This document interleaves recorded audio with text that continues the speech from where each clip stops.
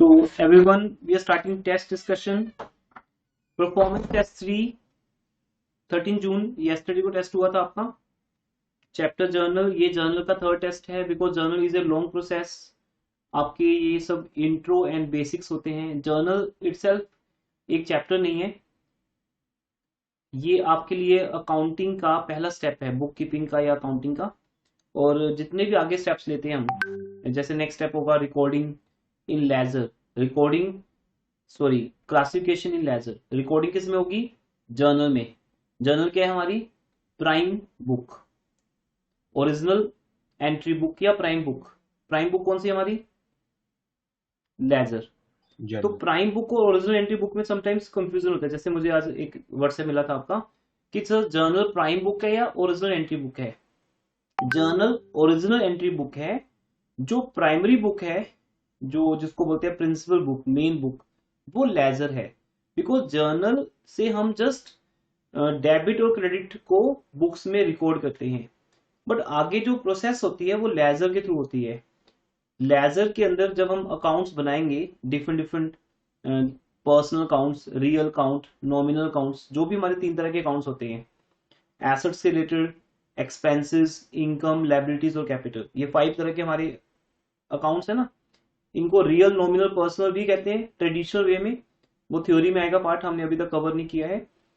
और जो modern theory है that is expenses, assets, income, liabilities and gain, sorry capital. ये 5 वर्ड जो है बेटा हमारी, इन 5 वर्ड्स के ऊपर पूरा अकाउंट्स है आपका बेस्ड. और इनको हम लेजर में जब बनाते हैं तो लेजर से बैलेंसेस आते हैं. उन बैलेंसेस के through we can prepare profit and loss account, trading and profit and loss account and balance sheet. जो हमारी बुक कीपिंग और अकाउंटिंग का मेन पर्पज है, किसी भी बिजनेस को ईयर के एंड पे उसका प्रॉफिट या लॉस बताना. तो वहां तक जाएगा आपका +1 का सिलेबस. तो दैट्स वाई जर्नल एक ओरिजिनल एंट्री बुक है जहां से कोई भी कॉन्सेप्ट, एस्पेक्ट रिकॉर्ड होता है हमारे बिजनेस के बुक्स में बुक कीपिंग के थ्रू. फिर उसका आगे लेजर के थ्रू मेन प्रोसेस जाता है ट्रायल बैलेंस तक, फाइनल अकाउंट्स तक. तो इसलिए इन सब में जो मेन मानी गई है वो लेजर है. जैसे आप बैंक में जाते हो और बैंक में जाके कुछ भी कंफर्म करते हो कि मेरा अकाउंट बैलेंस कितना है, मेरे अकाउंट में रिसीट्स कितनी है, अकाउंट से पेमेंट्स कितनी है, या बैंक के चार्जेस कब कब कितने लगे, एवरी डिटेल कहाँ है बेटा उनके पास? लेजर में. बिकॉज आपके नेम का एक लेजर है. जैसे अगर आपका नेम ए है तो ए के नेम का अकाउंट उनके लेजर में बना हुआ है. तो बैंक्स भी लेजर बनाता है. उनके लिए उनके क्लाइंट्स कौन है? हम लोग, जिनके अकाउंट्स वहां पे हैं, जिन्होंने बैंक से लोन लिया हुआ है या जिनके अकाउंट्स बैंक में है. ये 2 ही तरह के पर्सन होते हैं बैंक के लिए important, debtor and creditor. Same way जो लोग लोन देते हैं बैंक को वो बैंक के क्रेडिटर्स हैं, और जो बैंक से, सॉरी मैंने उल्टा बोल दिया, जो लोग बैंक को लोन देते हैं वो बैंक के लिए क्या है? क्या है बेटा बताओ? लायबिलिटी है या एसेट है बैंक के ऊपर? जो लोग बैंक से लोन लेते हैं, व्हाट इज मीन? एसेट. तो वो डेटर्स हो गए.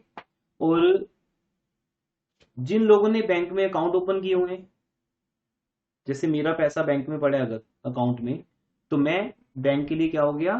Creditor, liability. तो सेम बैंक की बुक्स बनती हैं.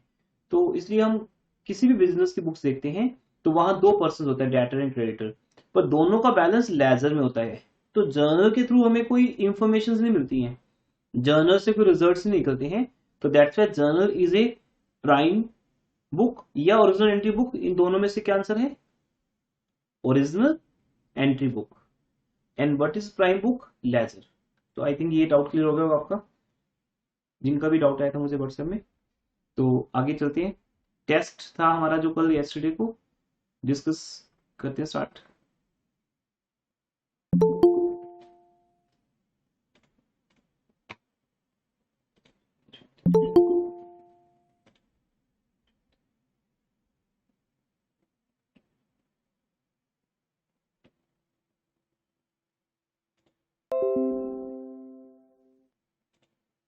So let's start everyone.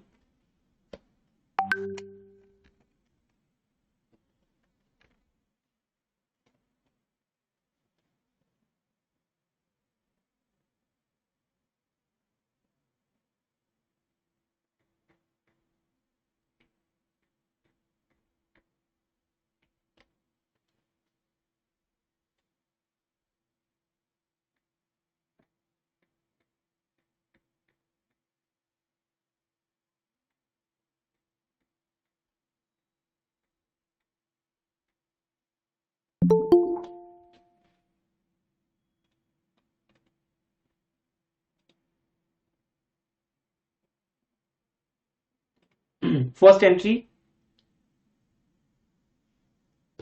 Let's check first entry, Manoj commenced business with personal cash 1,50,000 and 50,000 borrowed from Ram on personal account. तो क्या एंट्री बनेगी? व्हाट विल एंट्री बेटा? Cash account debit to capital account. तो loud बोलो बेटा सब लोग। इशिता थोड़ा लाउड बोलो बेटा, you not audible. Cash account debit to capital account. Yes, very good. कितनी अमाउंट आएगी? 2 lakh. Okay, very good. Because जो राम से लोन लिया है वो पर्सनल अकाउंट पे लिया है, तो इसलिए वो बिजनेस के लिए लायबिलिटी नहीं है। वो राम को मनोज पर्सनली जानते हैं, राम में भी उनके कुछ भी हैं वो उनको जानते हैं। बिजनेस का कोई लायबिलिटी नहीं, कोई कंसर्न नहीं है। बिजनेस 2 लाख रुपीज रिकॉर्ड करेगा किसके बेस पर? कैपिटल के बेस पर। हाँ, अगर यहां से हम जैसे पर्सनल अकाउंट को अगर निकाल दें 50,000 borrowed from राम, तो दैट्स मीन एक अजम्पशन जाएगी कि ये लोन बिजनेस ने लिया है। 1,50,000 मनोज से एज ए कैपिटल आ रहे हैं और 50,000 का लोन राम या किसी बैंक से लिया हमने, सिंपल। राम से लिया है या बैंक से लिया है, तो that's why cash account debit 2 lakh to capital 1,50,000 and 1 to loan. Loan किससे लिया हमने? राम से, तो टू राम्स लोन या लोन फ्रॉम राम या टू बैंक लोन। तो ये ध्यान रखना कि ऑन पर्सनल अकाउंट वर्ड अगर है तो फुल पैसा कैपिटल में आएगा, अगर पर्सनल वर्ड नहीं है तो simple bank. Okay, first is okay. किसी का डाउट है बेटा? टेस्ट डिस्कशन का पर्पस जानते हो आप सब लोग, हमें अपने डाउट्स भी क्लियर करने हैं, जो भी मिस्टेक्स आप कर रहे हो अभी इनके अंदर।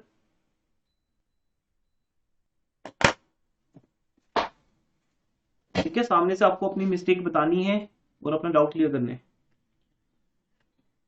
Second, paid ₹300 for newspaper. क्या लिखेंगे न्यूज़पेपर को? Miscellaneous expenses account debit. Yes, miscellaneous expenses account debit to cash. Third, received ₹50 from sale of old newspaper and magazines. तो यहां से पैसा, जहां पे पैसा आ रहा है, जा रहा है यहाँ पे debit miscellaneous income account. Yes, cash account debit to miscellaneous income account या मिसलेनियस रिसीट्स अकाउंट, एक ही बात है। तो रिसीट्स इनकम ही होती है हमारी। तो ये आपके बिजनेस की मेन इनकम नहीं है। हमारा बिजनेस 50 रुपीज के न्यूज़पेपर की सेल पे चलता है, हमारा बिजनेस हमारी गुड्स की सेल पे चलता है। बट नो डाउट हम कुछ भी बिजनेस में स्क्रैप सेल करेंगे तो बिजनेस को इनकम तो होगी। तो न्यूज़पेपर परचेज करने का बिल कितना आता है? एक्चुअली ऐसा होता है ना, आपका न्यूज़पेपर का बिल आता है 300, लेकिन जब आप वो न्यूज़पेपर सेल करते हो स्क्रैप में तो आपको 50 रुपीज मिलते हैं। तो 300 की आपकी एक्सपेंडिचर हो गया 1 मंथ का और 50 रुपीज की इनकम होगी। और क्योंकि ये दोनों चीजें बिजनेस के लिए हैं, बिजनेस के अंदर हैं, तो ये बिजनेस की इनकम है, बिजनेस का एक्सपेंडिचर है। बट इसके आगे मिसलेनियस वर्ड यूज होता है बिकॉज हम इनके नेम से अकाउंट नहीं ओपन करते। जैसे लिखा हो रिफ्रेशमेंट, तो रिफ्रेशमेंट भी मिसलेनियस है। Then fourth point, purchase goods through BPP from Rohan for ₹2,000। क्या एंट्री होगी? Purchases account debit to cash account. Purchases account debit to cash account. Rohan. दोनों में से क्या होना चाहिए बेटा बताओ? परचेजेस तो आएगा क्योंकि हम गुड्स परचेज कर रहे हैं। और अगर परचेज गुड्स की जगह पर एक्चुअली जो ओरिजिनल एंट्री थी, ओरिजिनल था बेटा वो था रिसीव्ड और बीपीपी। समटाइम्स जब हम बुक्स में से लेते हैं कोई भी पॉइंट, तो वहां पे पॉइंट था रिसीव्ड और बीपीपी। तो उसका मीनिंग भी आपको समझना है कि जब हम कोई बीपीपी रिसीव करते हैं तो हमें कोई पार्सल मिलता है। बेसिकली इसका मीनिंग यही है वैल्यूएबल, क्या बताया था आपको उसका मीनिंग, बताइए। Value payable post. Valuable post, या समटाइम्स इसको वैल्यूएबल पार्सल भी कह देते हैं, ठीक है, हम लोकल लैंग्वेज में इसको पार्सल भी बोल देते हैं। पोस्ट या पार्सल मीन्स कुछ ना कुछ आपको रिसीव हुआ है, तो जब लिखा हो रिसीव्ड अ बीपीपी, तो इसका मीनिंग आप गुड्स परचेज कर रहे हो, ये आपकी assumption है। वैसे तो हम कुछ भी मंगवा सकते हैं, हम लैपटॉप भी मंगवा सकते हैं, अपने बिजनेस की एक एसेट भी ऑर्डर कर सकते हैं, बट रिसीव्ड बीपीपी का मीनिंग जो स्टैंडर्ड है वो है हम गुड्स परचेज कर रहे हैं। ऐसे अगर लिखा हो सेंट बीपीपी, तो इट मीन हम बिजनेस की सेल कर रहे हैं, इट मीन आपने प्रोडक्ट भेजा है किसी को बीपीपी के थ्रू। तो एक एस्पेक्ट इसका परचेज और सेल होता है, दूसरा एस्पेक्ट कैश या क्रेडिट दोनों ही हो सकता है बेटा।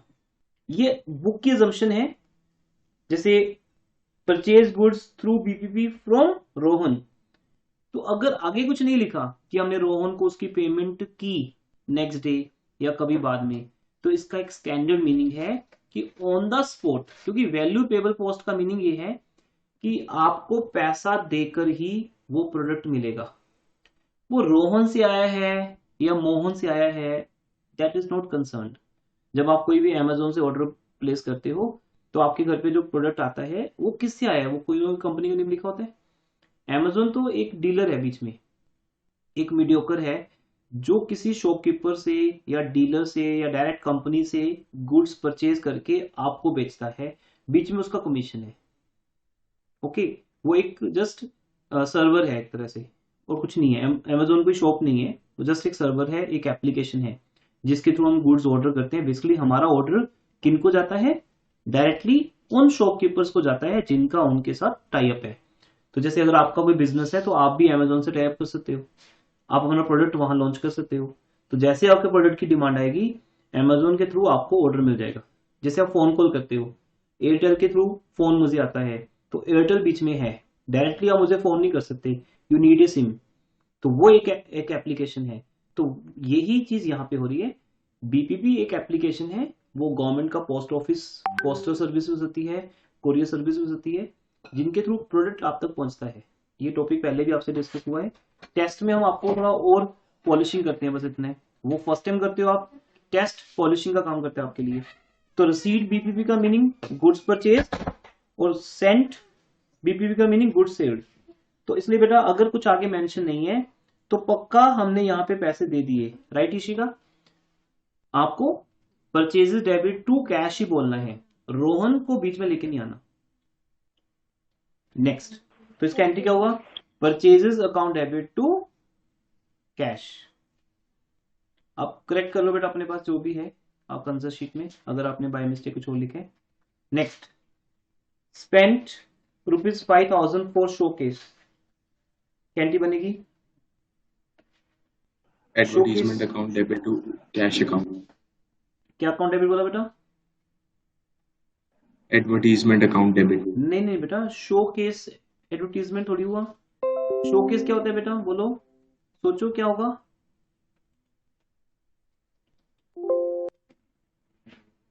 शोकेस क्या होता है बेटा, जैसे आपके शॉप के अंदर जो डिस्प्ले करने के लिए आपने लगाया होता है, इसको फिक्चर्स बोलते हैं। ऑफिस फिक्चर्स या ओनली फिक्चर्स अकाउंट डेबिट, या फर्नीचर एंड फिक्चर्स भी बोल देते हैं इसको। तो शोकेस है एक आपकी शॉप के अंदर डिस्प्ले के लिए जो भी आपने वहां स्ट्रक्चर बनाया हुआ है, मे बी वो वुड का है, आयरन का है, पीवीसी का है, किसी भी चीज का है, वो एक शोकेस है जिसके अंदर आप प्रोडक्ट को डिस्प्ले करते हो। केमिस्ट की शॉप पे जाओ बेटा, तो उन्होंने मेडिसिन कैसे रखी होती हैं, कॉस्मेटिक मेडिसिन कहाँ रखा होता है उन्होंने, शोकेस के अंदर। ऐसी ग्रोसरी शॉप पे जाओगे तो एवरीवन नीड्स शोकेस, ताकि हम वॉल्स के ऊपर सामान रख सके, ये वो चीज है। गॉट इट, आगे से करेक्ट कर लो। अभी अपनी आंसर शीट पे as a teacher round circle लगाओ, वहां क्रॉस करो और वहां पे बाय हैंड लिखो पिक्चर्स, ये आपकी करेक्शन होगी। हमने भी वही वर्क करना है बेटा। अब आपके टेस्ट हो ही ऑनलाइन रहे हैं, अगर ऑफलाइन होते तो भी हार्ड कॉपी के ऊपर हम ये आपको करके देते, या आप सबमिट भी कर सकते हो इंस्टीट्यूट में हार्ड कॉपीज। तो जब आप इसको करेक्ट कर लोगे तो आगे से ये इंप्रूवमेंट आपकी, कि शोकेस एडवर्टीजमेंट नहीं है, क्या है? पिक्चर्स। कुछ बुक्स में assumption फर्नीचर एंड पिक्चर्स है, कुछ में पिक्चर्स है, राइट? तो पिक्चर वर्ड इज कॉमन। दी आपने क्या लिखे हैं? सर मैंने भी एडवर्टाइजमेंट लिखा था। वो कैसे लिंक किया माइंड में एडवर्टाइजमेंट? ऐसा क्यों लग रहा है सबको? सर शोकेस एज इन मतलब सैम्पलिंग ऑफ गुड्स हाँ, टाइप्स कुछ। वो लगा सैम्पलिंग ना, नहीं वो नहीं है। सैम्पलिंग तब होती है जब हम कोई प्रोडक्ट देते हैं किसी को। शोकेस तो हमारी शॉप के अंदर ही रह गया ना, उसके अंदर जो प्रोडक्ट पड़ा है वो हम सैम्पलिंग के लिए देते हैं। जैसे आप कोई रेस्टोरेंट में जाते हो, स्वीट शॉप पे जाते हो, गोपाल स्वीट्स पे जाओगे, तो गोपाल स्वीट्स में हर स्वीट्स को कैसे किया उन्होंने, डिस्प्ले किया ना, बैटर कितना बढ़िया। उनके पास रेफ्रिजरेटर्स होते हैं या वो शोकेस होते हैं, वो उनकी एसेट पार्ट है। अब उसके अंदर जो स्वीट्स पड़ी हैं, मैं उसका सैंपल देखता हूँ, मैं उसके लिए उनको बोलता हूँ आस्क फॉर द सैंपल, कि मुझे टेस्ट करवाओ। तो वो सैंपलिंग है, जब वो कोई भी स्वीट्स का मुझे टेस्ट करवाते हैं, ठीक है? तो वो सैंपलिंग वर्ड आएगा उसके लिए, या कुछ उस तरह से समझाएंगे। एक्चुअली क्या ना, अभी आपने ये वर्ड किया नहीं है, अभी कल्याणी बुक के जब 53 क्वेश्चन कर लोगे तो कहीं ना कहीं ये वर्ड भी आएगा, तो मैंने एडवांस में लिख दिया था। तो इसको पिक्चर्स करते हैं, कोई दिक्कत नहीं है। इसका हाफ मार्क दे सकते हो आप। अगर आपने टू कैश लिखा है तो ये आपने वर्ड गलत सिलेक्ट किया है, तो इसका हाफ मार्क कटेगा। नेक्स्ट। सर यस बेटा। सर स्पेलिंग क्या है पिक्चर्स? हाँ, मैं लिख देता हूँ।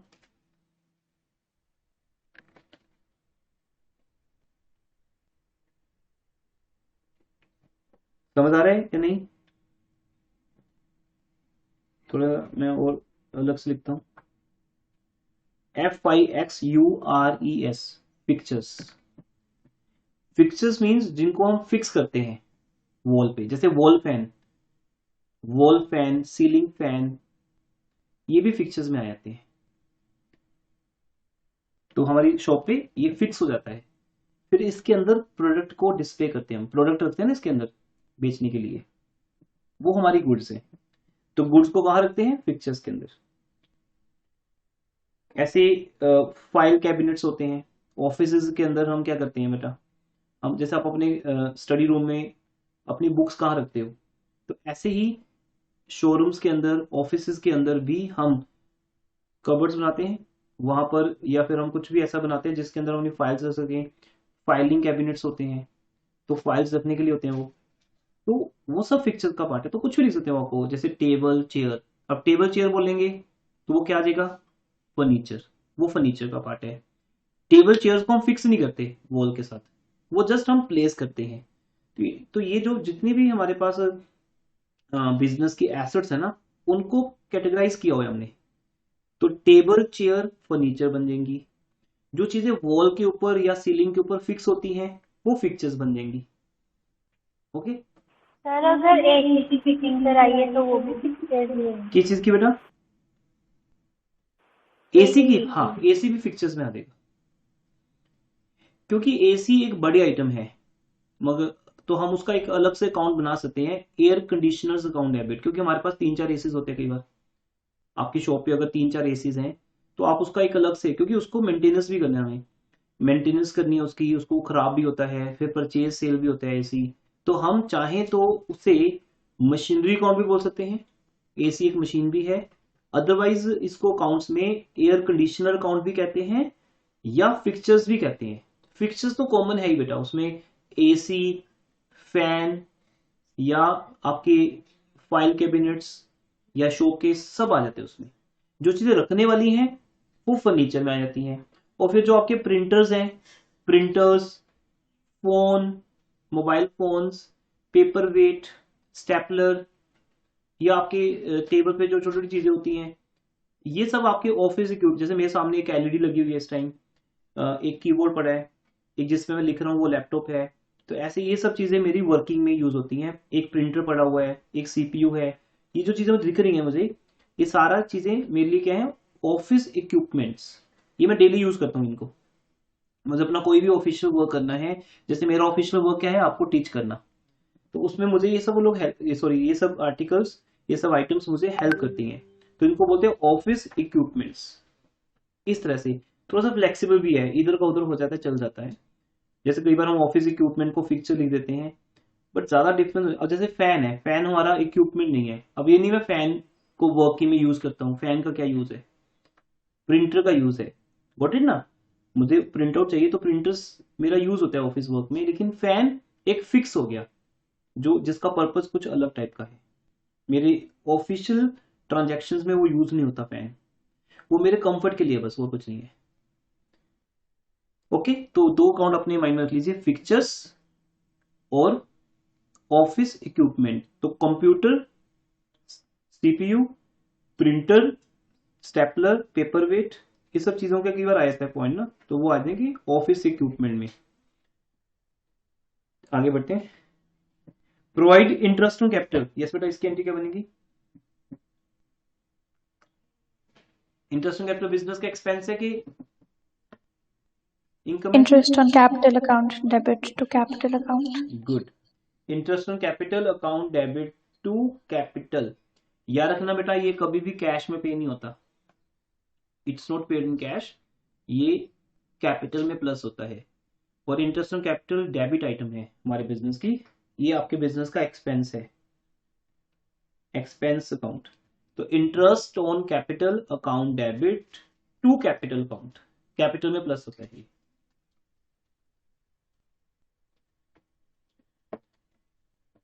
Next,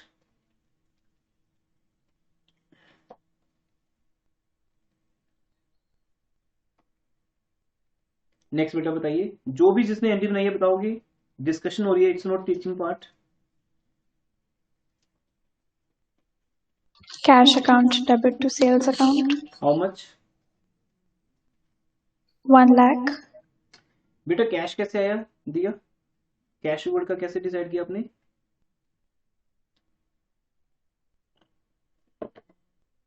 because Sorry sir, Mohan आएगा. हाँ, तो इसको सर्कल लगाओ, करेक्शन करो Yes इसकी। sir.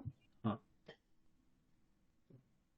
और ये मेन मिस्टेक है तो इसमें कोई मार्क्स नहीं मिलेगा, क्रॉस कर दो इसको। ऐसा नहीं कि हर बार आपका 1.5 मार्क मिलेगा, ये तो मेन मिस्टेक है, इसमें 1 मार्क नहीं, इसको क्रॉस कर दीजिए। जैसे वहां था एडवर्टीजमेंट, तो ठीक है, वहां थोड़ा सा लीनियंसी चलती है, बिकॉज वहां पे एक नेम है शोकेस का, आपने रख दिया एडवर्टीजमेंट, वहां चलेगा, उसका मार्क हाफ कटेगा। लेकिन ये एक मेन एंट्री है, आपने क्रेडिट ट्रांजैक्शन को कैश बना दिया, जबकि आपको रूल नंबर 1 सिखाया हुआ है सबसे मेन, सबसे स्टार्टिंग में, कि जब नेम लिखा है तो आप कैश नहीं मान सकते। बाकी बातें तो सिर्फ क्या बता रही हैं कि गुड्स कितने की परचेज की थी, 80,000 की, सेल कितने में की, 20,000 के प्रॉफिट पे 1 लाख की।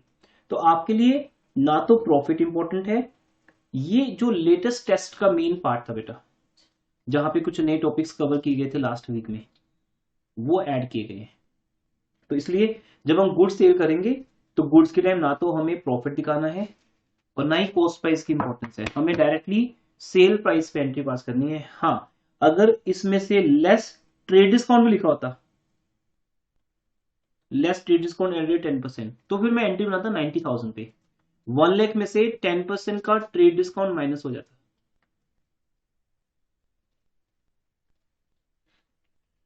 ओके, तो एंट्री क्या बनेगी, Mohan debit to sales account. Always remember everyone, ये टेस्ट की मिस्टेक्स कंटिन्यू नहीं करनी नेक्स्ट टेस्ट में।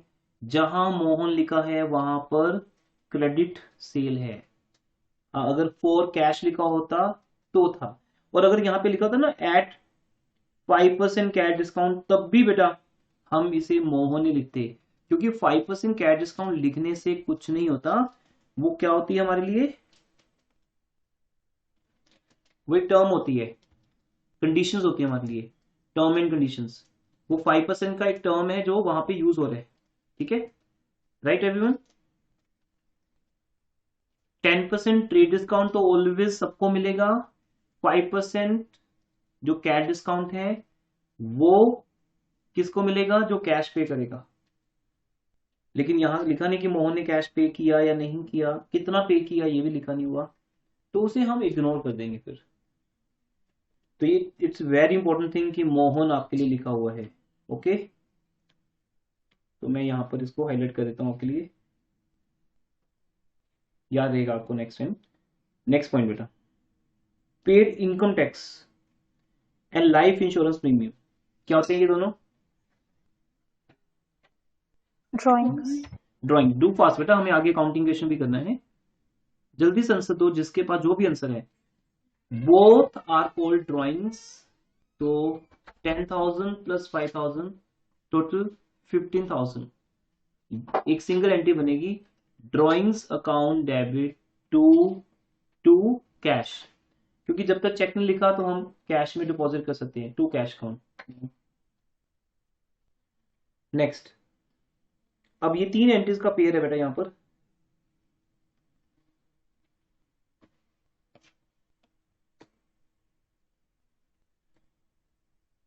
ये 3 एंट्रीज का पेयर है। समटाइम्स हमें 3 एंट्रीज एक साथ दी होती हैं या एक कुछ गैप के बाद दिया होता है ये सब कुछ। फर्स्ट, आपने विवेक से गुड्स परचेज की, लिस्ट प्राइस 50,000 एंड 15% का ट्रेड डिस्काउंट, तो क्या एंट्री बनेगी? Purchases account debit to Vivek. To Vivek, how much amount? 42,500. Good, 42,500। 50,000 का 15% ट्रेड डिस्काउंट माइनस हो जाएगा। Trade discount all you know हम बुक्स में शो नहीं करते, तो विवेक को हम क्रेडिटर मानते हैं बिकॉज वो गुड्स सप्लाई कर रहे हैं हमें। Purchases account debit to Vivek 42,500। Return goods to Vivek, list by 2,000, तो गुड्स रिटर्न करने की एंट्री क्या होगी? रेसिप्रोकल एंट्री बनेगी। Purchase Vivek debit to purchases return. Yes, purchases to Vivek का बिल्कुल रेसिप्रोकल करना है, Vivek debit to purchases, but वो परचेजेस का परचेज रिटर्न बोलना है बिकॉज हम 2 अकाउंट क्रेडिट करते हैं यहाँ पे। परचेजेस के लिए सब याद है ना, हमने स्टार्टिंग में किया था, परचेजेस के लिए परचेज और रिटर्न के लिए परचेज रिटर्न। तो 2,000 पे एंट्री बनाओगे या ट्रेड डिस्काउंट माइनस होगा? यहाँ पर So minus होगा। माइनस होगा बिकॉज बेटा आपने जब गुड्स परचेज की थी, याद है ना, जब आप गुड्स परचेज करते हो तो आपको डिस्काउंट मिलता है, तो जब आप गुड्स वापस करोगे तब भी तो डिस्काउंट मिलेगा ना। तो 2,000 में से 15%, 1,700 यस, total. हाँ, 15% बनेगा 300, 1,700। तो गुड्स परचेज की 42,500 में और आपने रिटर्न की 1,700 में। और थर्ड ट्रांजैक्शन में लिखा हुआ है show working note, because third transaction में क्या लिखा है कि हम विवेक को 40,000 रुपीज पे कर रहे हैं इन फुल सेटलमेंट। इसका मीनिंग क्या होता है फुल सेटलमेंट का? Account has been written off. Yes, account has been written off या क्लोज कह सकते हो, your account has been closed. It means आपका फुल पैसा हमारे पास आ गया, और जबकि जब आपका 40,000 से ज्यादा बनता था देना, उसके लिए आपको एक वर्किंग नोट शो करने हैं। कैसे शो करेंगे ये देखो बेटा,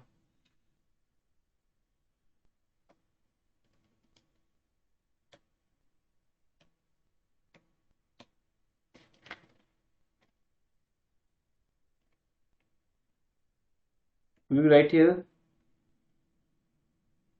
list price 50,000 लेस, इसका 1 मार्क आपको दिया जाएगा वर्किंग नोट का, less trade discount at the rate 15%, that comes 7,500, 42,500 is the rest amount।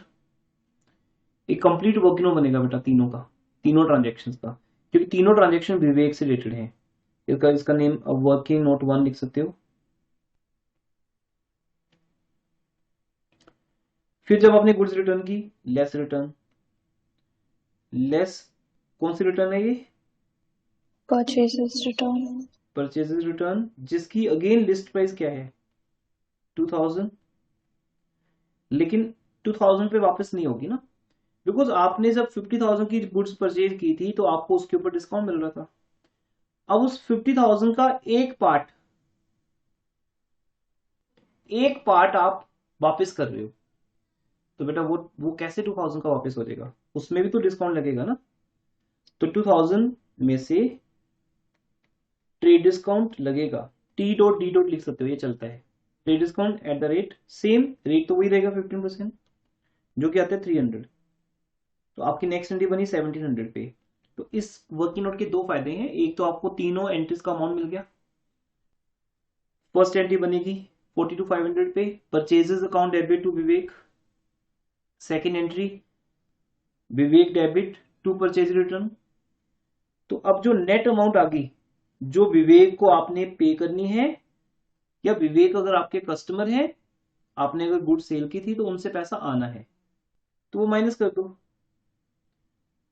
तो कितना आ गया? 40,800। क्या इतना समझ आता है सबको? बहुत इजी है बेटा ये। अगर आप डीके गोल के क्वेश्चंस करोगे तो उसमें उन्होंने ऐसे बहुत सी एग्जांपल दी हैं स्टार्टिंग के 15 क्वेश्चंस के अंदर। 15 भी नहीं, हम कह सकते फर्स्ट 10 क्वेश्चंस के अंदर उनका मेन फोकस ही इन एंट्रीज पे रहता है, जो बेसिक एंट्रीज है।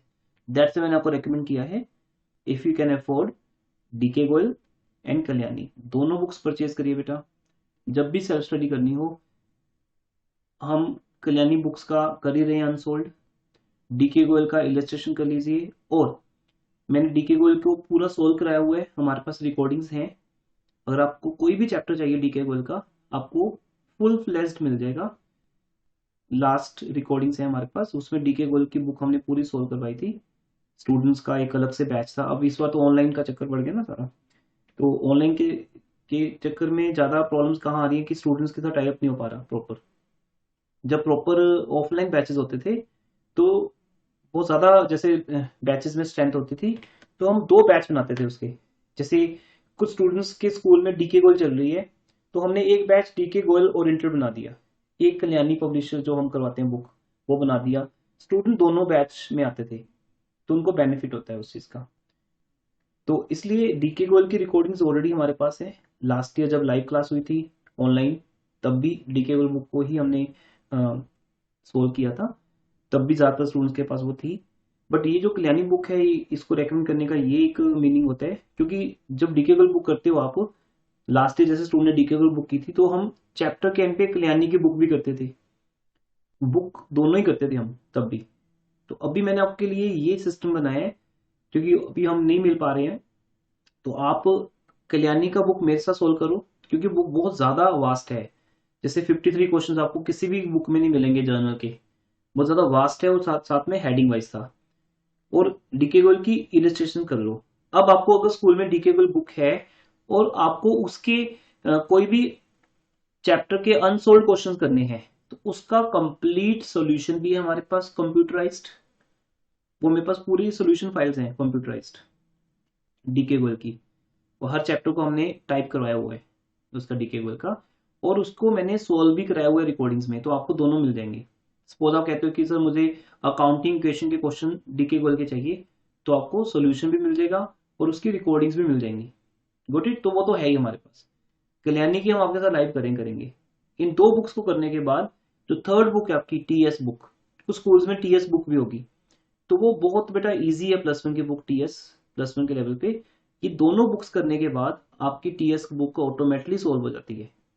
तो इसलिए एक बुक जब आप मेरे साथ कर रहे हो, तो सेकंड बुक जरूर करो, स्कूल लेवल पे करो। वो स्कूल में डीके गोयल है या टीएस है या कल्याणी है, तो फिर तो ये हो गया कि स्कूल और ट्यूशन की एक ही बुक होगी, फिर सेकंड बुक डीके गोयल करो आप। वोट मेरी बात समझ पा रहे हो? अदरवाइज कल्याणी की बुक मेरे साथ कर रहे हो, सेकंड बुक वो करो जो स्कूल में आपके। अगर स्कूल में डीके गोयल नहीं है, टीएस है, तो कोई बात नहीं, डीके गोयल छोड़ दो, टीएस कर लो। तो वो तो करनी आपको, क्योंकि स्कूल टीचर का होमवर्क मिलना ही उस बुक में से है, तो आपको 2 बुक्स करनी ही करनी है बेटा। नॉर्मली जैसे हम एनसीईआरटी करते हैं प्लस साथ में कोई और बुक करते हैं। अगर मैथमेटिक्स की बात होती तो मैं आपको आरडी शर्मा प्रेफर करता, अगर मैं मैथ्स का टीचर होता तो मैं आपको एनसीईआरटी और आरडी शर्मा दोनों करवाता। हमारा जो अकाउंट्स का एनसीईआरटी है, वो एनसीईआरटी बुक तो आती है अकाउंट्स की, बस उसमें कुछ है नहीं इतना, इसलिए हम उसको एज ए बेसिक नोट्स हम आपको करवाते ही हैं, प्लस साथ में 2 बुक्स बोल देते हैं। तो वो एक ही बात है, एनसीईआरटी प्लस टेक्स्ट बुक, ये हमारा दोनों पर्पज सोल्व हो गए, DK Goyal and Kalyani. Got it? तो जब आप डिकेबल में जाओगे तो कुछ उस बुक की फीचर्स हैं, तो वो आपको मिलेगी वहां पे, ये सब क्वेश्चन मिलेंगे वहां पे जहां 3-3 एंट्रीज का पेयर डाला गया है। वहां से ना आपकी 3 एंट्री स्ट्रॉन्ग होती हैं, एक गुड्स परचेज करने की, सेकंड ट्रेड डिस्काउंट माइनस करके गुड्स वापस करने की, थर्ड की जो नेट पेमेंट बनती है वो कितनी करनी है। तो आपकी जो नेट पेमेंट है वो 40,000 बन रही है इन फुल सेटलमेंट, जबकि 40,800 थे। तो आप लिखो माइनस पेमेंट्स, तो पेमेंट्स ऑब्वियसली कम होंगी तभी तो डिस्काउंट मिलेगा।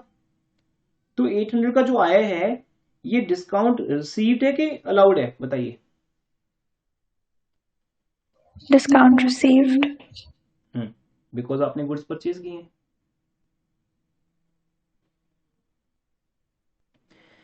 अब थर्ड एंट्री जो जिसके लिए वर्किंग नोट बनाया गया है, 1 मार्क आपको मिलेगा इस वर्किंग नोट का बेटा, और 1 मार्क उस एंट्री का है। तो वो एंट्री कैसे बनेगी, अब विवेक जो कि हमारे क्रेडिटर हैं, जब उनको पेमेंट की जाएगी तो ऑटोमेटिकली वो डेबिट होंगे, विवेक डेबिट, और कितने से होंगे, जितने से वो अभी भी हमारी बुक्स में क्रेडिट हैं। अब आप मैच्योर हो गए बेटा, 1 मंथ से ज्यादा हो गया आपको पढ़ते हुए, तो आपको पता है कि विवेक जो है वो पहले क्रेडिट हुए थे 42,500 से, देन विवेक डेबिट हुए कितने से, 1700 से। तो रेस्ट फिगर क्या रहेगी, 40,800 जो यहाँ पे सब शो हो रहा है। तो वो अभी भी विवेक उतने से क्रेडिट हैं जब तक आप उनको पेमेंट नहीं करते। गुड्स तो वापस कर दिया आपने, वो तो एक छोटा सा पार्ट था कि 2000 एमआरपी की बुक्स 1700 की आपने ली थी उससे विवेक से, 1700 की वापस कर दी। तो बड़े वाला पार्ट क्या बेटा, 40,800 पे करो उसको।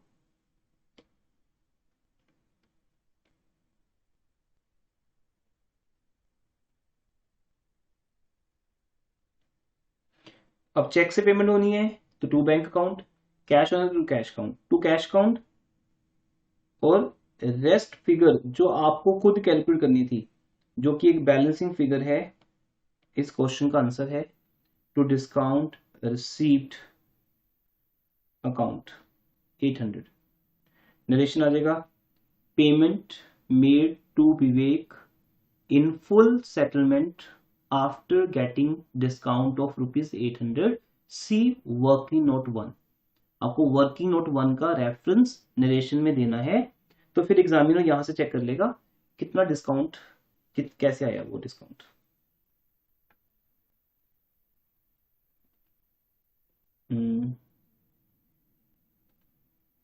हाँ जी, नेक्स्ट पार्ट में आते हैं। और अभी एक्सपेक्टेड है बेटा जल्दी इंस्टीट्यूट्स ओपन हो जाएंगी, एज पर कोविड केसेस और सब ओपन कर ही दिए इन्होंने, तो मुझे है एक्सपेक्टेड हम जुलाई के एंड तक ऑफलाइन हो जाएंगे आपके लिए, लेकिन ऑनलाइन ऑलरेडी ऑलवेज रहेंगे। ऑनलाइन फैसिलिटी हमारा परमानेंट फीचर है, कोविड से पहले भी हम ऑनलाइन पढ़ाते थे, और इसलिए कोविड का कोई ये फीचर नहीं है हमारा। जब आप ऑफलाइन आओगे, जो स्टूडेंट्स ऑफलाइन नहीं आएंगे, क्योंकि हम एक न्यू बैच स्टार्ट करने जा रहे हैं जुलाई में, जो स्कूल जुलाई में स्टार्ट हुए हैं, इवन गवर्नमेंट स्कूल्स जो जुलाई में स्टार्ट हुए हैं होंगे अभी, मींस एडमिशंस अभी उनकी हुई नहीं है, students are waiting for that. और बहुत से स्कूल्स हैं जो अभी जून में, तो बिकॉज अभी स्कूल स्टार्ट ही हुए थे, समर वेकेशन होगी, तो एक सेपरेट से बैच बनता है हमारा अलग से। तो आपके कोई फ्रेंड्स हो आप उनको रेफर कर सकते हो, न्यू बैच अभी फ्रेम होगा। अभी तो आ ही सकते हैं वो रिकॉर्डिंग देखकर, बट जो स्टूडेंट्स लेट, जैसे अभी आपके बैच में कुछ स्टूडेंट्स हैं जो लेट आए हैं, तो वो उस बैच में आके रिपीट भी कर लेंगे जर्नल को, तो आपको भी चांस मिलेगा जर्नल रिपीट करने का। तो जुलाई में वो एवरी ईयर बैच स्टार्ट होता है, क्योंकि अभी तो वो बैच स्टार्ट होता है जो स्टूडेंट्स स्टार्ट करते हैं स्कूल्स को ना, थोड़े बहुत स्टूडेंट्स होते हैं वो स्टार्ट कर लेते हैं, फिर वो एक नया बैच बनता है।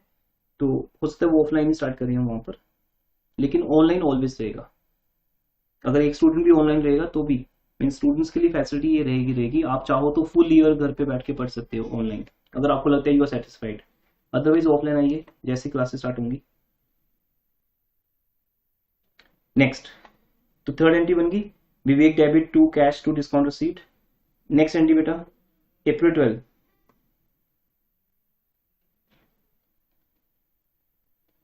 Wages and salary are outstanding. तो कैसे बनाओगे इसको बड़े तरीके से, दोनों एंट्रीज अगर एक में कंबाइन करनी हो हमने, anyone can do. Sir wages account debit, salary account debit to cash account. अब नूर क्या कर दिया बेटा आपने, आउटस्टैंडिंग को कैश बोल दिया। फिर आउटस्टैंडिंग लिखने का क्या मीनिंग है? Wrong, totally wrong. Anyone else? Outstanding expenses account debit to cash. No बेटा, आउटस्टैंडिंग एक्सपेंसेस आप कैश भी बोल रहे हो। Salaries account debit to outstanding salaries account. Right, ये ठीक है। दूसरी entry, Wages account debit to outstanding wages account. तो यहाँ बेटा करेक्शन क्या है? एक तो आउटस्टैंडिंग कोई भी एक्सपेंस जो होता है तो वो आपके लिए लायबिलिटी होता है। इशिता बेटा देखो ध्यान से, आपने रॉन्ग क्या किया, क्योंकि आपने अभी लेक्चर्स पूरे देखे नहीं है। देख लो बेटा, इसको कितना टाइम लगाओगे आप, इसको जल्दी जल्दी देख लो। अगर डेडिकेटेड हो जाओ ना, जैसे आप एग्जाम में पढ़ते हो 10 घंटे लगातार पढ़ते हो, तो वैसे ही अगर आप डेडिकेट होके करोगे तो हो जाएंगे जल्दी।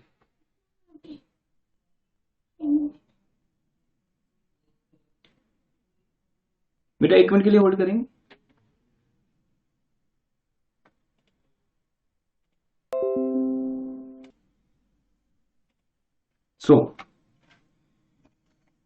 हाँ जी, नेक्स्ट। तो अब इसको आउटस्टैंडिंग एक्सपेंसेस को इशिता आपने बोला डेबिट, एक थोड़ा डेबिट नहीं होता ये, बिकॉज ये आपके बिजनेस की लायबिलिटी है। तो लेक्चर्स को जल्दी से देख लीजिए। लायबिलिटीज क्रेडिट होती हैं। दूसरा आपने यूज किया कैश, तो आउटस्टैंडिंग और कैश ये दोनों आपस में रेसिप्रोकल है, एक यूज होगा ना, या तो आपने सैलरी पे की है या आउटस्टैंडिंग है, तो ये अभी आउटस्टैंडिंग है। और दिया आपने जो एंट्री की है, ये 2 बनाई है एंट्रीज, दैट्स गुड, आपको दोनों का हाफ मार्क मिल जाएगा, आप 2 एंट्रीज कर सकते हो। लेकिन अब इन दोनों का एक एंट्री कैसे बनेगी, that I am asking. Yes बेटा,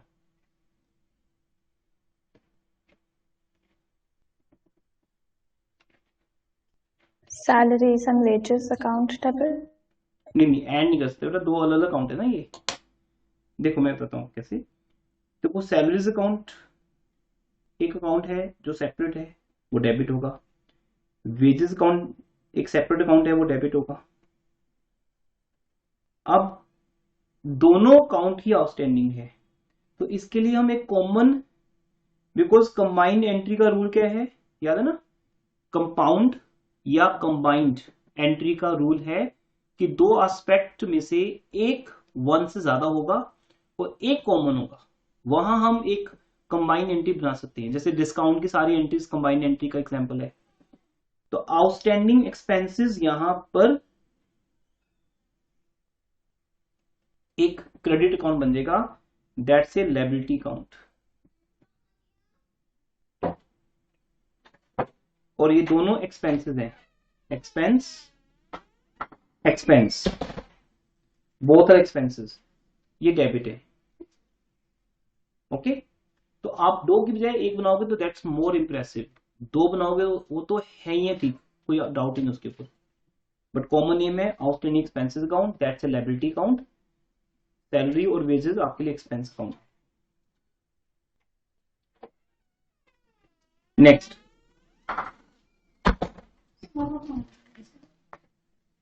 नेक्स्ट बेटा interest on drawing.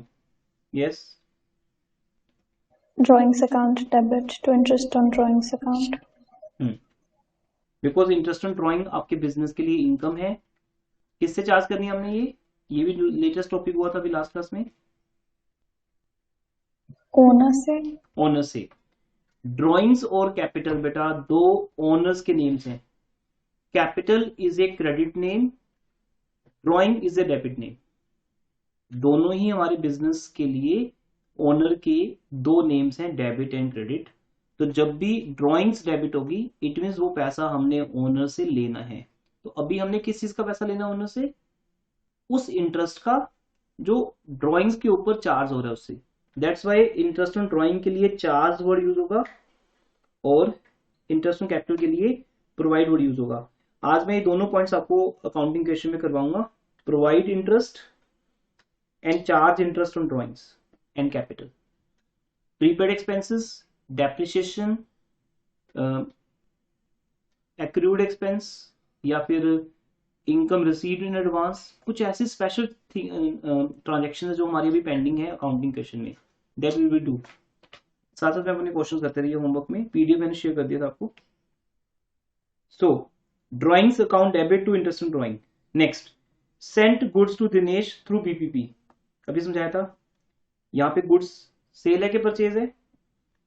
Cell, Sale. Entry क्या होगी? Cash account debit to sales account. Cash account debit to sales account. It means BPP के थ्रू हम गुड्स सेल कर रहे हैं। Next,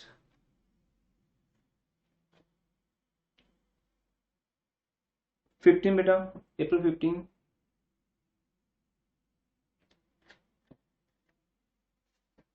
cash account debit, selling expenses account debit to sales account. Cash account कितना amount बताएगा अभी पे साथ में दिया? 14,500 good. Cash account, selling expenses 500, sales account 15,000। Good, because 15,000 rupees की जब सेल होगी, ये भी लेटेस्ट टॉपिक का पार्ट था जो लास्ट वीक में कवर किया है।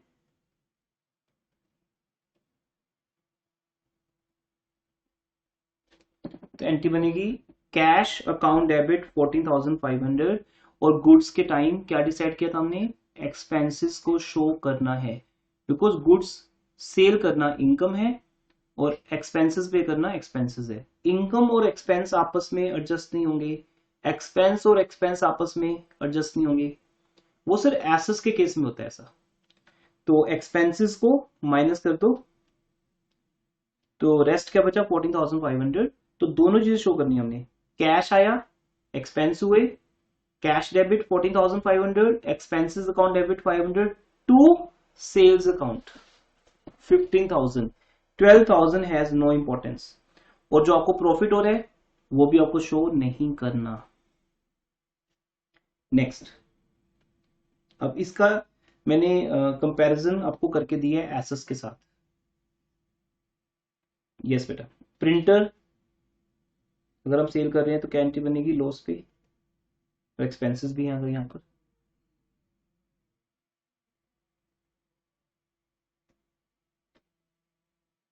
बताइए क्या एंट्री होगी? नहीं आती? Anyone else?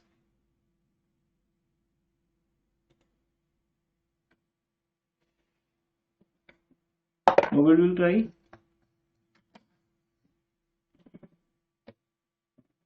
Here we go. Difference. James. Nobody.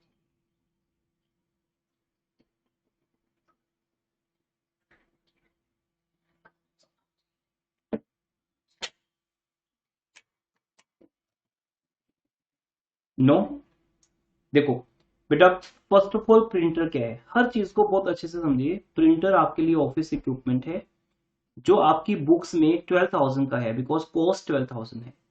आपने उसको 2,000 के लॉस पे सेल किया है, इट मीन आपने उसको 10,000 का सेल किया है। अब क्या हम लॉस प्रॉफिट दिखाते हैं एसेट्स के केस में? गुड्स के केस में दिखाते नहीं है? Yes, sir. हाँ दिखाते हैं ना। तो इट मीन 2,000 को शो करना है। ऐसे एक एक चीज को डिसाइड करो बेटा, बहुत डिटेल में किया मैंने आपके साथ ये सब चीजों को। लॉस शो करना है, प्रॉफिट शो करना है, किस केस में? एसेट्स के केस में। गुड्स के केस में नहीं शो करना, तो यहां शो होगा। फिर जो एक्सपेंस 600 का हुआ वो भी हमारा कटेगा अभी। तो इट मींस आपके पास जो कैश आएगा वो 600 कम आएगा।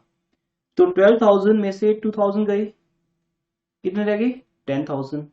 10,000 में से 600 रुपीज और गए, कितने रह गए? 9,400। हाँ, अब एसेट्स के केस में दो बातें फेमस हैं। प्रॉफिट लॉस शो करते हैं लेकिन एक्सपेंसेस को शो नहीं करते। इतने सी बात याद रखनी है बेटा, ये एक लाइन है बस जो उस दिन समझाई थी। फिर आपने अगर घर जाके उसके नोट्स बनाए हैं, मतलब अगर आपने क्लास के बाद अगर उसके नोट्स बनाए हैं, जिसको बोलते हैं समझ समझ के क्या समझा, ये बहुत इंपॉर्टेंट बात है। क्लास में सब समझ आया था। देखो इस टाइम क्लास में दीपांशु को, गौरिश को, ईशिता को सब समझ आएगा, लेकिन जब टेस्ट होगा तो सबके मार्क्स अलग होंगे, क्लास में भी पोजीशन सबकी अलग होगी, है ना।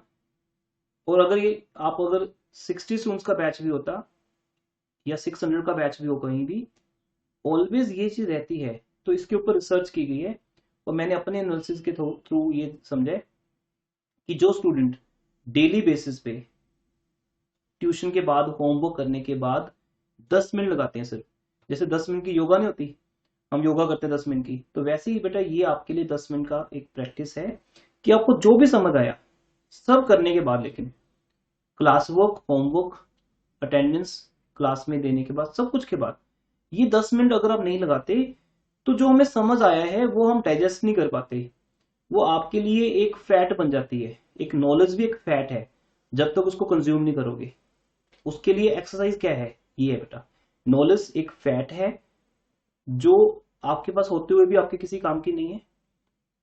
उसको अगर यूटिलाइज करना है, कंज्यूम करना है, तो 10 मिनट की एक एक्सरसाइज है। वो क्या है, सिर्फ आईज क्लोज करो और क्या समझा सिर्फ उस पर फोकस करो। आपकी कॉन्सेंट्रेशन उस टाइम 200% होती है और जो भी समझ आया उसको लिखो। लेकिन ये सेम डे तो हो सकता है, नेक्स्ट डे नहीं हो सकता। होमवर्क सेम डे करके, सेम डे का प्रोसेस है, तो इसलिए अब वो डेडिकेटेड स्टूडेंट ही इसको कर पाते हैं। क्योंकि जो स्टूडेंट होमवर्क करने में इंटरेस्टेड ही नहीं है वो फिर करेगा नहीं, ना डाउट्स के सेशन लेगा, ना होमवर्क, ना क्लासरूम। उसके लिए तो बस वो चीजें कुछ भी नहीं है। लेकिन तीनों चीजों का स्टेप है बेटा। पहले क्लास अटेंड करना, होमवर्क करना, और उसके बाद वो थर्ड स्टेप है आपका। देन फिर आप आते हो नेक्स्ट डे टीचर को मिलने, डाउट सेशन में, टेस्ट डिस्कशन में। ये सब चीजें इंपॉर्टेंट तो है ना आपके लिए, आगे जाके कहीं नहीं मिलेंगे आपको। अभी है बस बेसिक्स के ऊपर। ये बेसिक्स अगर एक बार मिस कर दिया आपने तो आगे जाके आप इनको कवर नहीं कर सकते। दोबारा करना पड़ेगा आपको उस क्लासेस में, वो बोरिंग होता है। जिसको जर्नल ऑलरेडी आता है उसके लिए क्लास अटेंड करना बहुत मुश्किल होता है बेटा। इसलिए अपनी क्लास में कर लो तो बेटर है। दोबारा रिपीट क्लास में सुनना कैपिटल क्या है, तो वो पेशेंस चाहिए, वो आज के बच्चों में है ही नहीं। तो उस चीज के लिए फिर दोबारा सुनना कैपिटल क्या है, क्योंकि मैं तो जब दोबारा करवाऊंगा तो पूरा एक दिन लगाऊंगा कैपिटल समझाने में, जो आपको ऑलरेडी आता होगा वो आपके लिए बहुत बोरिंग हो जाएगा। तो दैट्स वाई ट्राई करो अपने बैच में आप 100% हो जाओ। किसी टॉपिक के लिए किसी बैच में आ सकते हो फिर से। तो इसलिए बेटा इस बात पे एक लाइन दिमाग में रखनी है, जो टैब डिस्कशन का टारगेट है आपके लिए। जो चीज अभी भी हमें समझ नहीं आई उसको और सॉलिड करिए। एसेस के केस में प्रॉफिट लॉस शो करना है क्योंकि वन टाइम है, एक्सपेंसेस को शो नहीं करना। तो मेरे पास कैश कितना आया, फर्स्ट ऑफ ऑल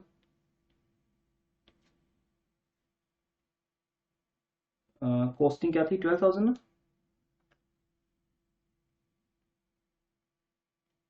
माइनस 2,000 का लॉस, माइनस 600 का एक्सपेंस, 9,400। ये आपका डेबिट हो गया, 9,400 डेबिट हो गया।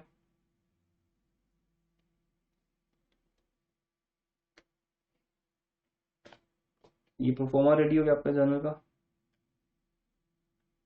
और उसके के अंदर जो प्रिंटर था वो था ऑफिस इक्विपमेंट,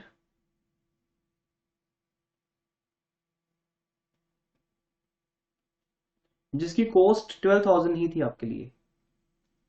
अगर 12,000 की कॉस्ट थी तो वो अपनी कॉस्ट पे ही जाएगा बुक्स में से।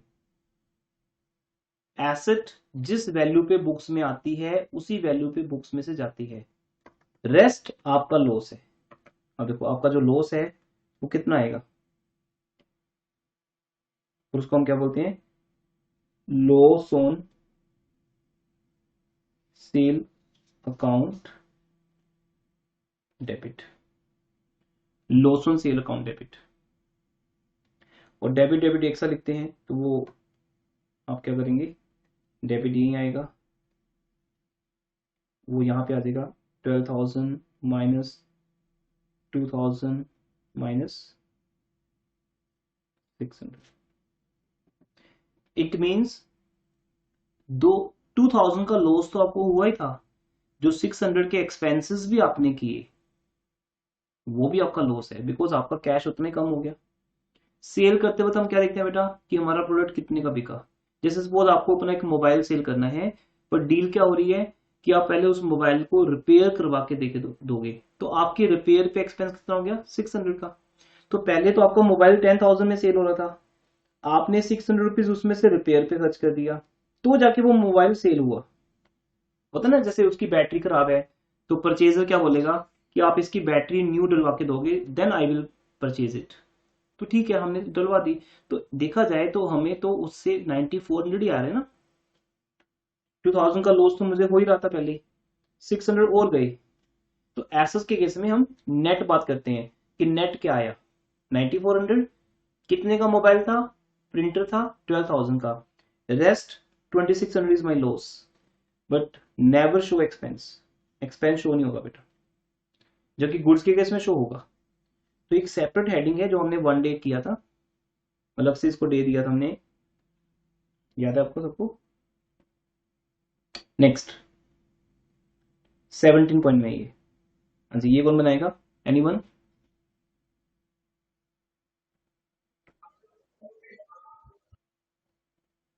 Drawings account debit to purchases account 2500. Drawings account debit to purchases entry is right, because goods withdraw कर रहे हैं सीमा। सीमा क्योंकि ओनर है यहाँ पर, क्योंकि पर्सनल यूज लिखा हुआ है, तो पर्सनल यूज के लिए सिर्फ ओनर ही विड्रॉ कर सकते हैं। एम्प्लॉइज या कस्टमर शॉप में से सामान घर पे नहीं ले जा सकता पर्सनल यूज के लिए। तो ये तो होगी पहचान कि सीमा यहाँ के ओनर होंगे, तभी कर रहे हैं। लेकिन 2400 कैसे आया दिया, वो समझाइए। Sir, 2500. कैसे आया? 3000 120% है तो डिवाइड कर दिया। Yes, very good. और इनटू क्या किया आपने? 100. तो इस पे यूनिटरी मेथड सिंपल हमारा, या उससे भी बड़ा सिंपल एक लाइन है कि 3000 जितनी परसेंटेज पे हैं उतनी ही परसेंटेज से डिवाइड होंगे।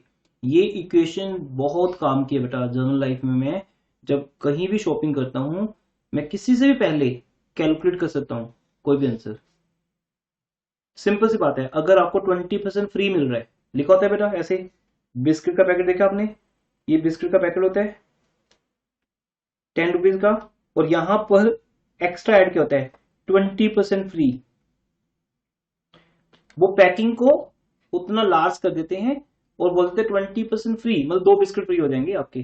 पहले 10 बिस्किट थे पैकेट में, अब दो बिस्किट फ्री कर दिए उन्होंने, लेकिन 10 रुपए में। अब आपके पर बिस्किट का प्राइस कम हो गया। अगर आपको मैं बोलूं कि 10 रुपए में 10 बिस्किट्स आते हैं, तो ये तो कोई भी बच्चा बता देगा, है ना। एक सेकंड क्लास का, थर्ड क्लास का बच्चा बोल देगा कि 1 रुपए एक बिस्किट हो गया, 10 रुपए में 10 बिस्किट आते हैं।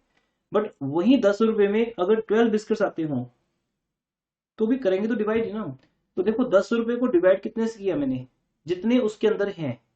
तो यहां से एक लाइन बनती है कि जो है उसको उसी से डिवाइड किया जाता है। 3000 20% ऐड करने के बाद है, बिकॉज उन्होंने क्या बोला कि जो 3000 रुपीज है that is a selling price which is 20% added already. Cost is 100, profit is 20%, selling price is 120%. तो 120 से डिवाइड होगा into 100, it becomes 2500। तो आपके लिए cost 2500 है, और and you always need cost बेटा। ये आपकी फाउंडेशन है, देखो 1 मंथ से यही काम चल रहा है, आपकी फाउंडेशन स्ट्रॉन्ग करने का ट्राई कर रहे हैं हम। सिलेबस में कभी भी फास्ट हो सकते हैं, एक्स्ट्रा टाइमिंग लगाकर भी हो सकते हैं, बट ये फाउंडेशन कभी चेंज नहीं हो पाएगी, जैसी बन गई एक और वैसी ही रहेगी। तो स्ट्रॉन्ग फाउंडेशन आपका सबसे मेन पर्पस होना चाहिए प्लस में। तो इसलिए यहाँ पर ये 2500 रुपीज को बेटा आपने लेना है। ड्रॉइंग्स हमेशा कॉस्ट प्राइस पे होती है, कभी भी सेलिंग प्राइस पे नहीं होगी। Next, purchase goods from Ramesh, list price. अब ये आगे बड़े क्लासिकल क्वेश्चंस हमारे जो होते हैं ना, टिपिकल क्वेश्चंस जो हम करते आ रहे हैं शुरू से, कि list price 50,000, 20% trade risk minus कर दो, तो फास्ट कर दूं मैं, 40,000 इज योर परचेज प्राइस, क्योंकि ट्रेड रिस्क माइनस करने के बाद परचेज प्राइस आ जाती है 40,000। 3% cash discount, 75% payment was made immediately by cheque. तो 3% का कैश डिस्काउंट मिलेगा या नहीं मिलेगा? So 75% वाली पेमेंट पे मिलेगा. Very good, that's the point बेटा. 75% वाले पे मिलेगा, 25% वाले पे नहीं मिलेगा. तो आपने 40,000 को दो पार्ट्स में कन्वर्ट करना है, credit purchase and cash purchase. Cheque से पेमेंट को भी कैश परचेज ही बोलते हैं, वो कैश बैंक के थ्रू जा रहा है, दैट्स अ डिफरेंट थिंग. सबको कैश चाहिए ना बेटा, कैश फॉर्म में दे दो या बैंक फॉर्म में दे दो, गोल्ड दे दो, गोल्ड भी कैश ही है. Everything can be converted into cash. इसको नॉन अमाउंट्स ऑफ कैश कहते हैं. गोल्ड, चेक, बैंक ड्राफ्ट या कैश, सेम थिंग, क्योंकि गोल्ड भी कैश के इक्वल माना जाता है. हम पेमेंट किसी भी फॉर्म में कर सकते हैं. तो ज्यादातर हम कैसे करते हैं, बैंक या कैश के थ्रू. तो क्रेडिट परचेज का meaning without payment, cash purchase का मीनिंग विद पेमेंट. तो जिसकी पेमेंट की जाएगी कैश के थ्रू या चेक के थ्रू, लिखा कैश परचेज आता है. तो क्रेडिट परचेज 25% है और कैश परचेज 75% है. तो 40,000 का 25% कितना हो गया, 10,000. एंड 40,000 का 75% 30,000. तो डिस्काउंट किस पे मिलेगा, 30,000. 30,000 पे. माइनस कर दो, less trade discount, sorry cash discount at the rate 3%. 30,000 का 3% 900. और जो पेमेंट की जाएगी, कितनी पेमेंट की जाएगी, 29,100. 29,100. तो आई थिंक क्लियर एवरीवन. अब एंट्री क्या बनेगी बताइए. परचेज डेबिट होगी अपनी अमाउंट से. परचेज की अमाउंट कितनी है, 40,000. 40,000 टू बैंक, बिकॉज चेक जा रहा है. चेक कितने का होगा, जो पेमेंट आपकी बेटा, पेमेंट कितनी है, 29,100. 29,100. डिस्काउंट रिसीव कितने से होगा, 900. और बाकी की पेमेंट जो अभी नहीं की गई, जो बाद में की जाएगी, उसको बोलते हैं क्रेडिट परचेज. क्रेडिट परचेज से क्रेडिटर्स आते हैं. क्रेडिटर का नेम गिवन है, To Ramesh and Sons. To Ramesh and sons. This your entry बेटा. और साथ में वर्किंग नोट चाहिए हमें, आपको 2 मार्क्स मिलेंगे इसके. अगर वर्किंग नोट नहीं बनाया, you can give 1 mark. With working note 2 marks दे सकते हो. आपको रिजल्ट देखो सेम टाइम पे मिल जाएगा. You have not to wait, ठीक है. You need not to wait for the test assessment कि अभी चेकिंग के लिए टेस्ट गए हुए हैं, अभी आएंगे. सेम डे रिजल्ट आपके पास, कितने मार्क्स बनते हैं. नेक्स्ट भी सेम है.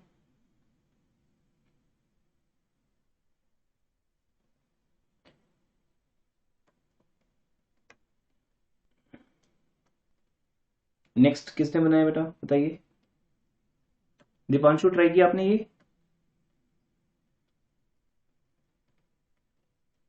Yes, sir. बताइए. फर्स्ट में क्या लिखूं वर्किंग नोट में, बिकॉज वर्किंग नोट के बिना नहीं काम चलता ना यार, इतने ज्यादा पॉइंट्स होंगे.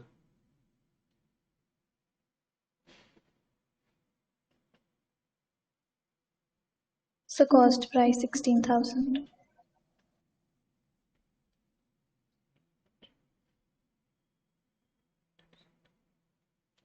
Yes. Profit 25%. Good. Profit 25%. 16,000 cost है, प्रॉफिट 25% है. तो 16,000 का 25% 1/4 होता है, 4,000 है. तो ये क्या आ गया आपके पास, List price. बेटा एक सिंपल फॉर्मूला है, आपको हमारे स्टार्टिंग के 6-7 लेक्चर्स में मिल जाएगा सब कुछ. ये कि अगर हम प्रोडक्ट की कॉस्ट में उसका प्रॉफिट ऐड कर देते हैं, प्रॉफिट, तो लिस्ट प्राइस आती है हमारे पास, दैट इज 20,000. अब उस लिस्ट प्राइस में से अगर ट्रेड डिस्काउंट माइनस कर दें, शॉर्ट में लिख सकते हो आप ट्रेड डिस्काउंट को 10%, बिकॉज ये स्टैंडर्ड एब्रीविएशन है. जो एब्रीविएशन स्टैंडर्ड है वो पूरे वर्ल्ड में चलती है, एटलीस्ट इंडिया में अगर स्टैंडर्ड है तब भी चलेगी. लेस 10% ट्रेड डिस्काउंट एट 10% 2000, तो ये आपके गुड्स की सेल प्राइस आ गई। यहां तक पहुंचना कोई मुश्किल बात नहीं है, आपकी डेडिकेशन की नीड है, और डेडिकेशन में तीनों स्टेप्स आते हैं आपके, सिर्फ क्लास 10 कर लेने से कुछ नहीं होगा। सेल प्राइस 18,000 है, यहां तक पहुंचना है। तो पहला स्टेप, अगर आपको ये लिखा है कॉस्ट प्लस प्रॉफिट, बिकॉज जब गुड्स सेल करते हो तो आपको खुद कैलकुलेट करना होता है बेटा कॉस्ट प्लस प्रॉफिट कितना होगा। जब आप गुड्स परचेज करते हो, परचेज करते वक्त आपको सेल प्राइस दी जाती है, मतलब सामने वाले के लिए सेल होती है, आपके लिए परचेज होती है। देखो ना, ऊपर वाली एंट्री में नहीं मिला ना आपको ये पॉइंट, ऊपर वाली एंट्री में आपको ये पॉइंट नहीं मिला। Goods of the selling price 3000, देखो sorry, purchase goods from Ramesh, list price 50,000, क्योंकि वहां पर रमेश का काम था, समझो बात को, अप्रैल 18 में बेटा रमेश का काम था ये सेल प्राइस बना के देना। जब आप किसी शॉप पे जाते हो, सेलिंग प्राइस आप थोड़ी बनाते हो वहां पे कि बायर को बोला जाए कि सर आप देख लो, आपको जो ठीक लगता है वो बता दो, सेलर बताएगा ना सेल प्राइस क्या है। तो जब आप गुड्स परचेज करते हो तो 100% I guarantee you will be given list price, but जब आप गुड्स सेल खुद कर रहे हो तो आपको हो सकता है लिस्ट प्राइस से स्टार्ट करें वो, या हो सकता है कॉस्ट प्राइस से स्टार्ट करें। If they start from cost price, if they start from cost price 16,000, तो 16,000 कॉस्ट प्राइस में पहले प्रॉफिट ऐड होगा, लिस्ट प्राइस आएगी, फिर ट्रेड डिस्काउंट माइनस होगा, यहां तक स्टैंडर्ड है। इसके बाद आपको डिसाइड करना है क्रेडिट सेल और कैश सेल है दोनों इस क्वेश्चन में, क्रेडिट और कैश, या full amount same day they the. So full amount. Full amount, it mean ये वाला जो चीज है हम नहीं करेंगे अभी। अभी क्या है, कैश डिस्काउंट लगेगा जो फुल अमाउंट पे लगेगा, क्योंकि फुल अमाउंट अभी दी जा रही है। तो सेल प्राइस 18,000 यहां तक पहुंच गए थे हम, वर्किंग नोट को मैं यहां कैरी कर रहा हूं, less cash discount at the rate 5%। अब कैलकुलेशन के बारे में भी समझाया है इशिता, आप स्टार्टिंग के लेक्चर देख लेना, बिकॉज बहुत कुछ समझाते हैं उसमें, कैलकुलेशंस को कैसे फास्ट करना है वो भी बताया जाता है, तो वो बहुत इंपॉर्टेंट है आप सबके लिए। देख लिए सर वो वाले मैंने ओके थोड़े गुड बहुत। गुड। तो 18,000 का 5% कैसे निकाल लेंगे, 10% का मीनिंग हाफ, उनसे 1 जीरो कम हो जाएगी। 1800 और उसका हाफ हो जाएगा 900। ये सब चीजें आपको किसी भी स्टूडेंट से अलग करेंगी जैसे जैसे आप आगे बढ़ोगे।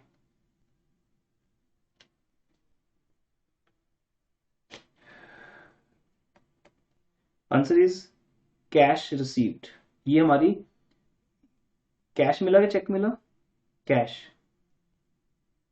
कैश रिसीव्ड, या लिख दोगे चेक रिसीव्ड। अब एंट्री क्या बनेगी, cash account debit 17,100, discount allowed debit 900, to sales account 18,000।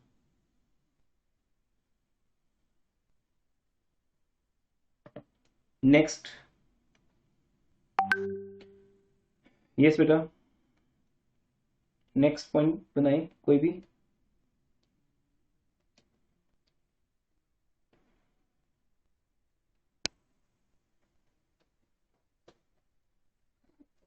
किसने बनाई entry, Purchases account debit to Ram Brothers account and carriage account debit to cash account. Good. यहाँ पे दो एंट्रीज ही बनेगी, हम दो एंट्रीज को कंबाइन नहीं कर सकते। Purchases account debit to Ram brothers account 1 lakh, amount साथ में दिया बोलना था, और carriage account debit to cash 1200। Carriage inward लिखोगे तो और बेटर है, बिकॉज जब हम गुड्स परचेज करके लाते हैं तो उसको बोलते हैं carriage inward, carriage inwards account debit to cash. Next, carriage भी चलेगा अकेला, बेटर है कैरेज इनवर्ड। नेक्स्ट, अब अगर मनोज बिजनेस स्टार्ट करते हैं, ये एंट्री की जगह पे मैंने रिप्लेस कर दिया था, ये एंट्री रिपीट हो गई थी बाय मिस्टेक। हाँ जी, वो एंट्री क्या थी, एक बार रीड करो।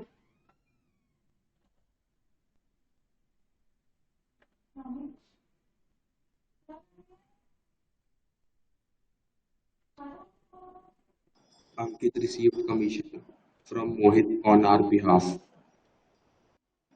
Ankit received commission from Mohit on our behalf.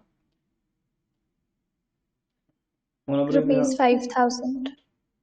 is 5,000. Yes बेटा, अब बनाइए एंट्री कैसे बनेगी.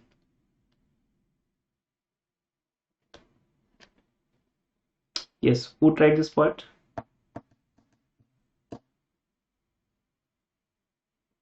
Ankit's account debit to commission received account. Very good, excellent बेटा. Ankit debit to commission received account, because जिससे कमीशन लेना है वो पर्सन इंपॉर्टेंट नहीं है हमारे लिए.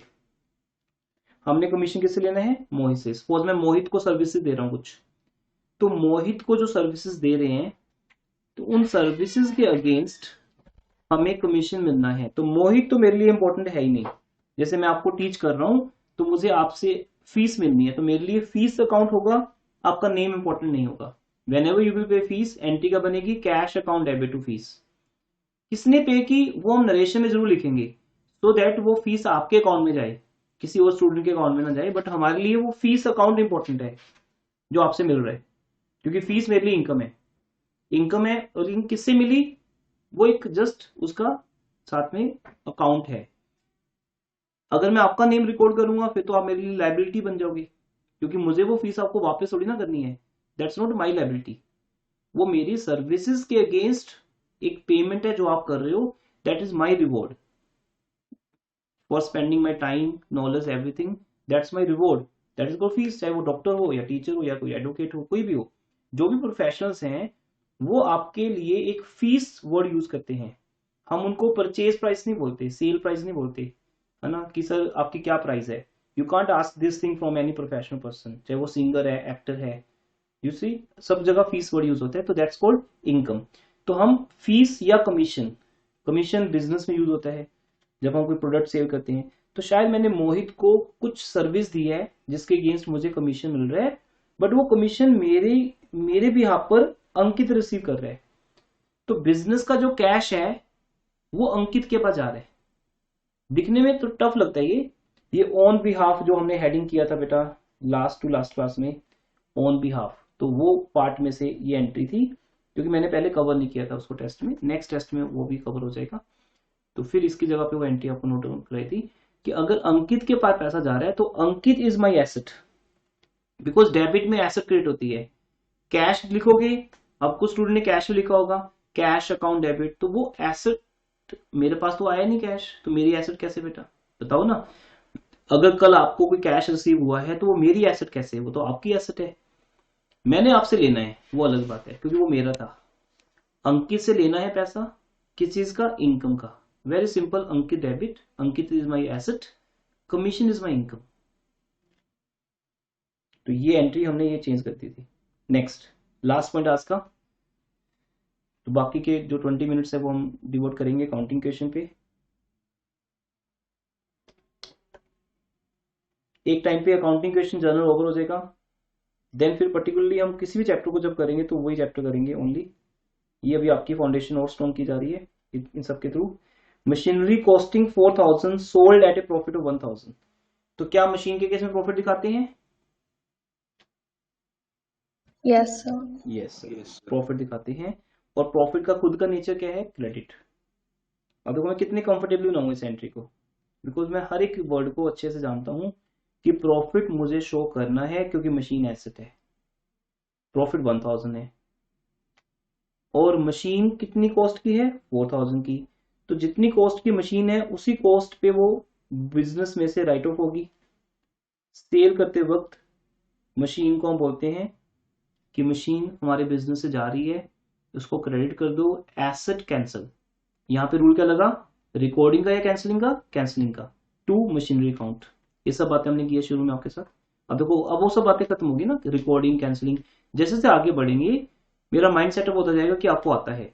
अब जिसको नहीं आता वो उसकी मिस्टेक है, वो साइलेंट बैठा अगर ग्रुप में. साइलेंट नहीं रहना है, पूछना है आपको, डाउट्स लेके आनी है.